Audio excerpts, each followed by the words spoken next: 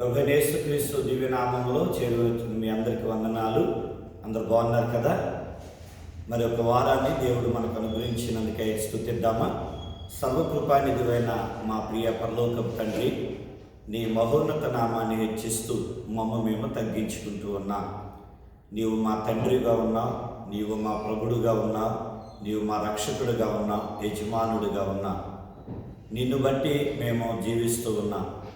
మా పరిస్థితులలో మా సహకారిగా, తండ్రిగా నీవుండి ఆ యొక్క మంచి స్నేహితుడిగా మమ్మల్ని ఆదరిస్తూ మమ్మల్ని విజయంతో నింపుచూ ఉన్న యెహోవా నిస్సీవై ఉన్న మా ధ్వజమైన తండ్రి, నీకు స్తోత్రాలు.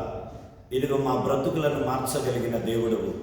ఆయా కాలగతులు నీ వశములో ఉండగా, దినములు ఇదిగో మాసములు సంవత్సరములు జరుగుతూ ఉండగా, నిన్న నేడు రేపు ఏకరీతిగా ఉండి మా ఎడలను చూపించే కృపకాయ వాత్సల్యతకై సన్నతిస్తూ సమస్త మహిమ మీరు పొందుకోమని యేసు దివ్యనామముల విశ్వాసముతో ఈ ప్రార్థన మనవులు అడిగి పొంది ఉన్నాం పరమ తండ్రి, ఆమేన్. ప్రైజ్ లార్డ్, హల్లెలూయా. ఈ ఉదయకాల సమయంలో ప్రభువుని స్తుతిస్తూ ఉన్నాం. మన గత వారం దేవుని యొక్క లేఖనములో నుండి మరి ప్రభువుని స్తుతిస్తూ ఎఫెసీలో రాసిన పత్రికలో నుండి మనం ఐక్యత ద్వారా సమాధానాన్ని మనం కలిగి ఉండాలని, అలాగే మరి సహనంతో మనం ప్రేమను సంపాదించుకునే వారంగా ఉండాలని, అలాగే వినయముతో కూడిన సాత్వితో కూడిన నడకను మనం కలిగి మనం ఉండాలి అని దేవుని యొక్క వాక్యములో నుండి మనం నేర్చుకున్నాం. ఈ రోజున దేవుని లేఖనములో నుండి అపోస్తలుల యొక్క జీవితంలో నుండి ఒక మాటని మనం చూద్దాం. అపోస్తల కార్యములు 14వ అధ్యాయంలో అపోస్తలుడైన పౌలు యొక్క జీవితంలో జరిగిన ఒక 3 పరిస్థితులను తెలియచేయాలని ఇష్టపడుతున్నా. ఒకటి ఆపుట, రెండవది అనుభవించుట, మూడవది అప్పగించుట అనే మాటని మనం జ్ఞాపకం చేసుకున్నాం. చూడండి, 14వ అధ్యాయము 18 వచనాన్ని చదువుతున్నా. వారు ఇలాగు చెప్పి తమకు బలి అర్పింపకుండా సమూహములను ఆపుట బహు ప్రయాసమాయను. ఇక్కడ అపోస్తలుడైనటువంటి పౌలు ఆయన మరి దేవుని యొక్క సన్నిధిలో, దేవుని యొక్క పరిచర్యలో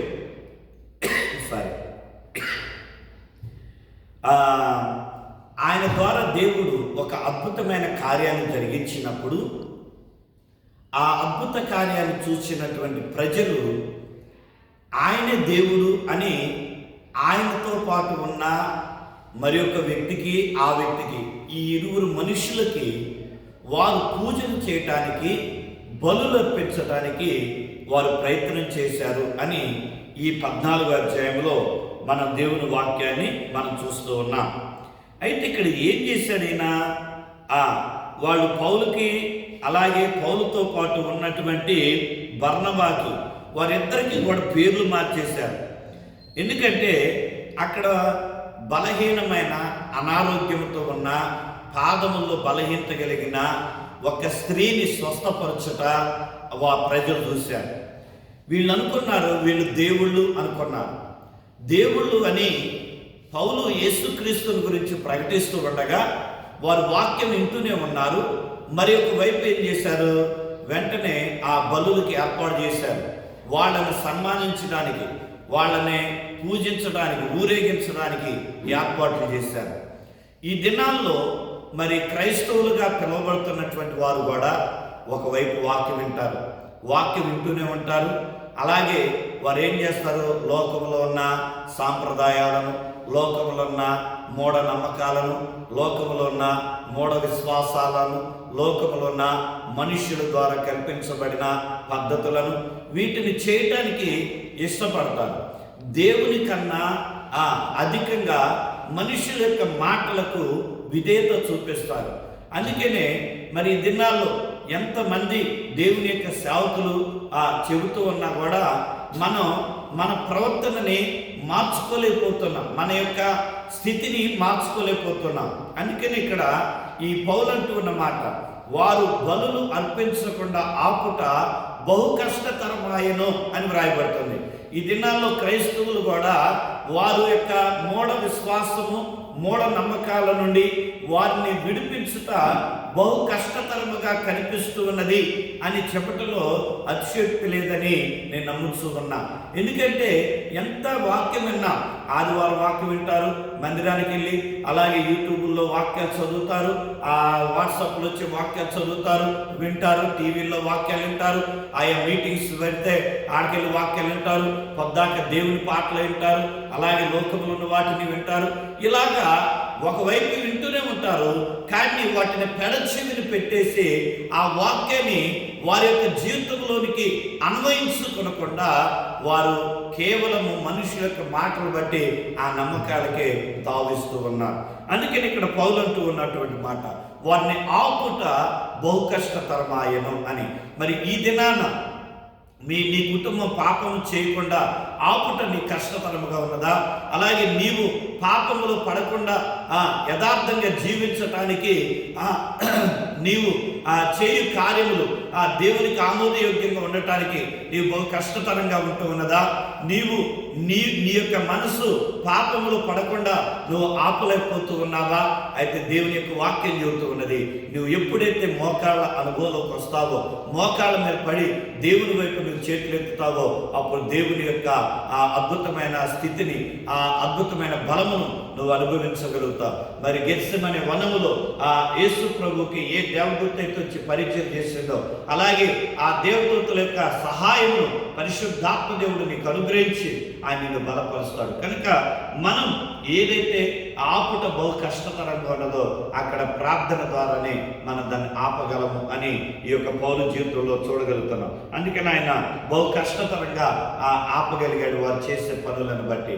ఇక రెండవదిగా ఏం రాయబడుతుందంటే అదే 14వ అధ్యాయం అపోస్తలుల కార్యములు 14వ అధ్యాయంలో 22వ వచనం చదివితే 22వ వచనం, శిష్యుల మనసులను దృఢపరిచి విశ్వాసమందు నిలుకడగా ఉండవలెననియు అనేక శ్రమలను అనుభవించి మనము దేవుని యొక్క రాజ్యంలో ప్రవేశింపవలెననియు వారిని హెచ్చరించేది. ఆ తర్వాత మరి యొక్క సంఘటన ఈకోనియా ప్రాంతానికి వెళ్ళిన తర్వాత అక్కడ శిష్యులకి తనతో పాటు ఉన్న వారికి, అలాగే తను ఆ వాక్యాన్ని ప్రకటించి వాక్యాన్ని అంగీకరించిన యేసు ప్రభుని నమ్మిన శిష్యులకి ఆయన సెలవిస్తూ ఉన్నటువంటి మాట అనుభవించుట అనే మాటని మనం జ్ఞాపకం చేసుకుంటూ ఉన్నాం. ఆ మాటని జ్ఞాపకం చేస్తున్నాం. ఏమి అనుభవించాలంట? దేవుని రాజ్యంలో ప్రవేశించాలంటే శ్రమలను అనుభవించాలి. ఒకటి, మనం పాపము చేయకుండా మన జీవితాన్ని ఆపుకోవాలి. అలాగే పాపములో పడకుండా మన కుటుంబాన్ని ఆపుకోవాలి. రెండవదిగా అనుభవించాలి, శ్రమలను అనుభవించాలి. క్రీస్తు కొరకు అవమానాలు భరించాలి. క్రీస్తు కొరకై ఎలాంటి శ్రమలైనా మనం అనుభవించే వారంగా ఉండాలి. ప్రియ సంగమా, శ్రమ అనేది అనుభవించకుండా దేవుని యొక్క రాజ్యంలో ప్రవేశించలేం. యేసు ప్రభు శ్రమ పడకుండా మనకు రక్షణ లేదు. అందుకనే మొదట ఆ శిలువ, ఆ తర్వాత కిరీటం. దేవుని వాక్యంలో మనం చూస్తా ఉన్నాం, ఆయన శిలువను మోయటం ద్వారా కిరీటాన్ని పెట్టుకోగలిగారు, కిరీటాన్ని పొందుకోగలిగారు. అలాగే నీవు కూడా శిలువ అనగా శ్రమ, ఆ శ్రమని, ఆ అవమానాన్ని మోయటం ద్వారా నీ యొక్క జీవితంలో కూడా జీవ కిరీటాన్ని నువ్వు పొందుకోగలుగుతావు. ఈ లోకంలో మనుషుల ద్వారా శ్రమలు వస్తాయి, ఆ కుటుంబం ద్వారా శ్రమలు వస్తాయి, శరీరము బట్టి శ్రమలు ఎదుర్కొంటాం. అలాగే మన యొక్క బంధువుల ద్వారా, మన పొరుగు వారి ద్వారా, మన ఆత్మీయుల ద్వారా రకరకాలుగా మరి ప్రకృతిని బట్టి మన శ్రమలు ఎదుర్కొంటాం. ఎలాంటి శ్రమలు వచ్చినా కూడా ఆ శ్రమలలో దేవుడిని పట్టుకొని ఉండటం ద్వారా, దేవుని మీద ఆనుకొని ఉండటం ద్వారా మనము ఆ శ్రమలను జయించగలుగుతాం. ఆ శ్రమలను జయించి ఆయన రాజ్యంలో ఉండగలుగుతాం. అందుకని కీర్తనకాడు అంటాడు, నీతిమంతునికి కలుగు ఆపదలు అనేకములు, వాటన్నిటి నుండి తప్పించువాడు ఆయనే. మన ఎన్ని ఆపదలు వచ్చినా, ఎలాంటి శ్రమలు వచ్చినా వాటి నుండి మనం తప్పించగలిగినది మనం విశ్వసించిన మన ప్రభువు మాత్రమే, మన రక్షకుడైన దేవుడు మాత్రమే. కనుక ఆ శ్రమల నుండి విడిపించబడతాం. కనుక అతి నిరీక్షణతో మన శ్రమలను ఎదుర్కొని ఆ శ్రమల మార్గంలో నుండి దేవుని యొక్క రాజ్యంలోనికి వెళ్దాం. అదే అపోస్తులైన పౌలు శిష్యులకు నేర్పిస్తూ ఉన్నాడు. ఒకటి, పాపము చేయకుండా ఆపాలి. రెండవదిగా శ్రమలను అనుభవించి ఆయన రాజ్యంలో ప్రవేశించాలి అనే రెండు విషయాలు. ఇక మూడో విషయాన్ని మనం జ్ఞాపకం చేసుకుంటే అదే అపోస్తుల కార్యం 14:23 మరియు ప్రతి సంఘములో వారికి పెద్దలను ఏర్పరిచి ఉపవాసం ఉండి ప్రార్థన చేసి వారు నమ్మిన ప్రభువునకు వారిని అప్పగించిరి. మూడవది అప్పగించుట. దేవుడు అపోస్తలుడైన పౌలు ద్వారా శిష్యులకి బాధ్యతని అప్పగిస్తున్నాడు, పరిచర్యని అప్పగిస్తూ ఉన్నాడు. దేవుని యొక్క వాక్యం చెబుతున్న మాట, దేవుడు మనకి ఏది అప్పగించాడో అప్పగించిన పనిని మనము సంపూర్ణంగా సంపూర్తి చేయాలి. మరి తండ్రి అయినటువంటి దేవుడు ప్రభువుని మరి తన యొక్క పని కొరకే, తన రాజ్య వ్యాప్తి కొరకే ఈ లోకానికి మనుష్య కుమారుడుగా వచ్చి ఆయన అప్పగించిన పనిని తుదముట్టించి తండ్రి చిత్తాన్ని నెరవేర్చినట్లుగా మనం చూస్తున్నాం. అలాగే ఆయన కుమారులుగా పిలువబడుతున్న మనం మనకి అప్పగించిన దాన్ని మనం సంపూర్తి చేయాలి. ఒక దేవుడు నీకు మంచి కుటుంబాన్ని ఇచ్చాడు. కుటుంబంలో అనేక బాధ్యతలు దేవుడు మనకు చెప్పాడు. ఆ బాధ్యతలన్నీ కూడా మనం జాగ్రత్త చేయాలి. ఒక తండ్రిగా నీ బాధ్యత, ఒక తల్లిగా నీ బాధ్యత, ఒక కుమారుడిగా కుమార్తెగా కుటుంబంలో నీ యొక్క బాధ్యత. ఉపవాసం ఉండి ప్రార్థన ద్వారా మనం ఆ బాధ్యతలను మనం తీసుకున్నప్పుడు మనం వాటిని సంపూర్తి చేయాలి. నీకు ఏది అప్పగించబడిందో, ఏ పని అయితే అప్పగించబడిందో, సంఘంలో కానీ సమాజంలో కానీ కుటుంబంలో కానీ మనకు అప్పగించిన పనిని మనం నమ్మకంగా చేయాలి. మనం స్కూల్లో అలాగే కాలేజీలో నిన్ను ఒక లీడర్గా పెట్టారు, ఒక బాధ్యత అప్పగించారు, నువ్వు నమ్మకంగా చేయాలి.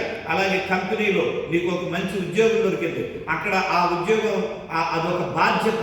ఆ బాధ్యతతో కూడిన నీకు అప్పగించిన పనిని నువ్వు సంపూర్తి చేయాలి. అలా కుటుంబంలో నువ్వు ఒక తండ్రిగా ఉన్నావు, నీకు ఒక భార్య బిడ్డలు అప్పగించబడ్డారు. అలాగే నువ్వు ఒక తల్లిగా ఉన్నావు, నీకు ఒక భర్త బిడ్డలు అప్పగించబడ్డారు. అలాగే నువ్వు పిల్లలుగా ఉన్నారు కనుక నీ తల్లిదండ్రులు ఉన్నారు, నీకు కుటుంబం ఉన్నది. ఆ కుటుంబానికి గౌరవం తెచ్చే, ఆ కుటుంబానికి కుటుంబం ఎడల నమ్మకస్తుడిగా ఉండటానికి దేవుడు ఒక బాధ్యతను అప్పగించాడు.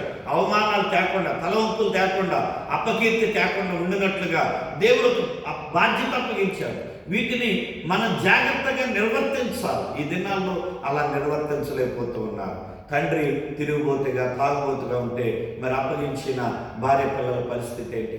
అలాగే తల్లి కుటుంబాన్ని పట్టించుకోకుండా తనకు నచ్చిన బ్రతుకుతూ వ్యర్థమైనటువంటి ఖర్చులు పెడుతూ ఉంటే మరి కుటుంబ బాధ్యత పరిస్థితి ఏంటి? బిడ్డల యొక్క జీవిత విధానం ఏంటి? కనుక మనకు అప్పగించిన దానిలో మన నిర్లక్ష్యం ఉన్నట్లయితే మనం నష్టపోతాం. అందుకని ఇక్కడ పౌలు ఈ మాటను జ్ఞాపకం చేస్తూ ఉన్నాడు, మీకు అప్పగించిన దాన్ని మీరు కాపాడండి అని. వారు ఉపవాసం ఉండి ప్రార్థన చేసి ప్రభు యొక్క పరిచర్య పనిని వారికి అప్పగించాడంట. మీరు ఇది చేయండి నమ్మకంగా ఆయన రాజ్యంలో ప్రవేశించే వరకు. కనుక ఒకటి, పాపము చేయకుండా మనం ఆపేవారంగా ఉండాలి. అలాగే రెండవదిగా మనము ఆ దేవుని యొక్క అప్పగించిన పనిని మనం సంపూర్తి చేసేవారంగా ఉండాలి.